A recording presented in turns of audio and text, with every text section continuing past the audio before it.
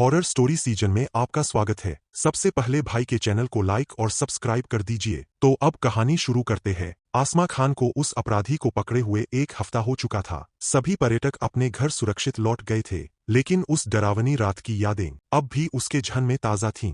लेकिन असली कहानी तो अब शुरू हुई थी। एक रात थाने में फाइलें देखते हुए आसमा के सामने एक नई शिकायत आई। एक और युवक उसी इलाके के पास गायब हो गया है। आसमा का दिल जैसे धक से रह गया। क्या वहां और कोई था, या वह पागल इंसान अकेला नहीं था? वह तुरंत अपनी टीम के साथ फिर पहुंची। उसी श्रापित हवेली के बाहर हवा पहले से अधिक ठंडी और खामोश थी, जैसे किसी बड़ी आफत से ठीक पहले का सन्नाटा। हवेली अंदर से बिल्कुल खाली थी। न वह आदमी, न कोई कैदी, कुछ भी नहीं। लेकिन तहखाने में कदम रखते ही जमीन एक अजीब गुटगुटाहट के साथ हिल उठी। आसमा ने टॉर्च नीचे की। रेत पर नए पैरों के निशान थे। अचानक तहखाने की दीवार पर कुछ खूनी लाल रोशनी में उभर आया। मैं वापस आ गया हूं। और अगले ही पल पूरे तहखाने में चीखों की गूंज फैल गई।